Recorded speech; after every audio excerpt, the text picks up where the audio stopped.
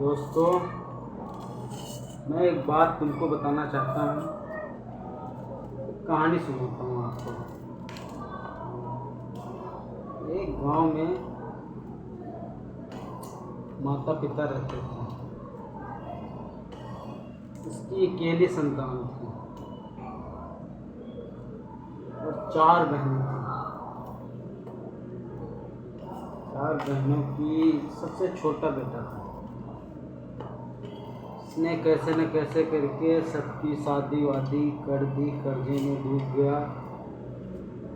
कर्जे में डूबने के बाद थोड़ा लास्ट वाली में बहन की शादी में तो कर्जे में डूब गया और उसके साथ साथ भगवान ने उसके साथ से उसकी छत भी छीन ली। दोस्तों, क्या बताऊं उसके ऊपर। यानी मतलब उसके पिताजी ऑफ हो गए। माँ बची। 3 बहनों की शादी कर चुका था। चौथी बहन की जब किया था तो थोड़ा कर्जा हो गया था। बंदे का। बहुत परेशान था।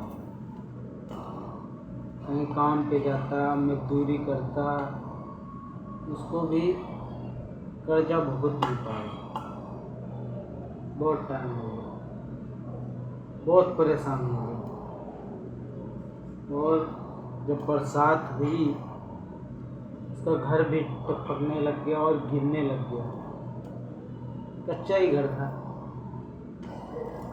तो जब गिरने लग गया तो उसको कुछ भी नहीं समझ में आ रहा था। एक तो पहली बात, बहन की शादी किया था तो कर्जे में डूबा था। दूसरा, पिताजी ऑफ हो गए। तीसरा, उसका घर टपक रहा है और गिर रहा है। कुछ भी नहीं समझ में आता बंदे को, क्या करे क्या न करे। तो बंदा एक दिन क्या किया, शहर गया। वहाँ 6-7 हज़ार की मुश्किल की नौकरी मिली। 6-7 हज़ार की नौकरी तो मिली। 6-7 हज़ार शांति के मिल जाए तो अच्छा है। और जो वही ताने मार मार के लोग बाग जो काम करने वाले थे वहाँ पे, इसको इतना परेशान कर दिया, इतना टॉर्चर कर दिया, बंदे को परेशान हो गया। 3-4 महीना 4-5 महीना जैसे भी तैसे करके गुजारा। उसके बाद थोड़ा पैसा इकट्ठा किया और कर्जा फाइनल किया। पूरा बहन का जो शादी का कर्जा था उसको फाइनल किया। फिर धीरे धीरे उसको फाइनल करके फिर काम पे गया।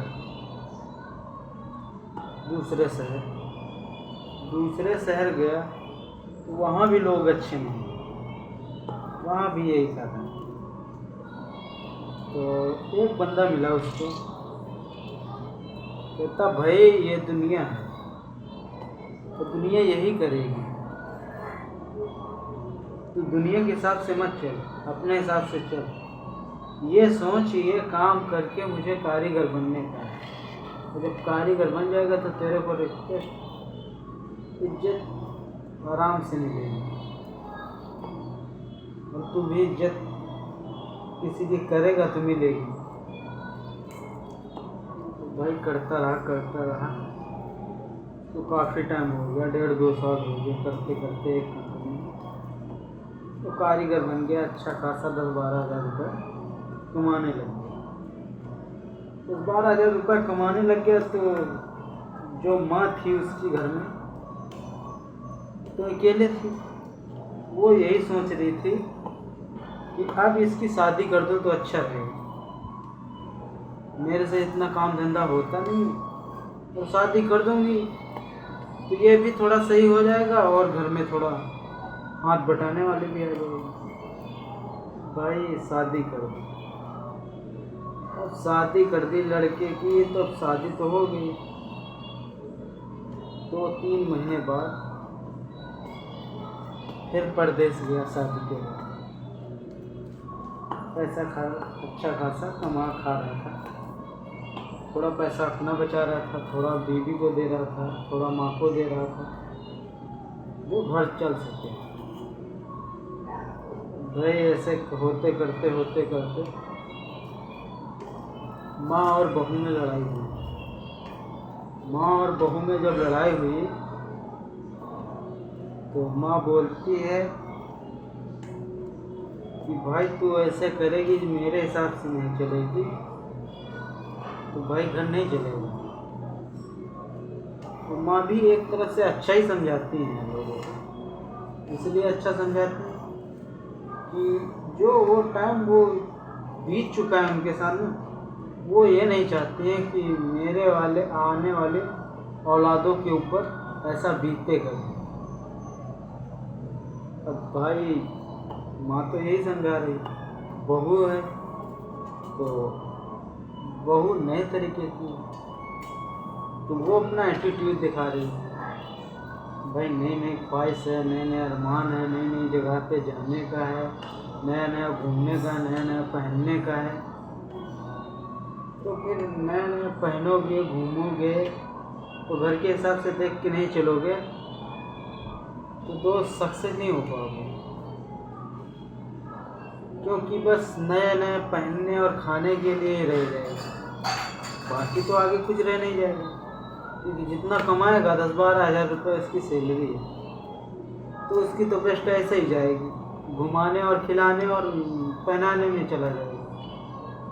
तो माँ भी बोली भाई, तो उसको औरत को ऐसा लगा कि भाई सही बोल रही है।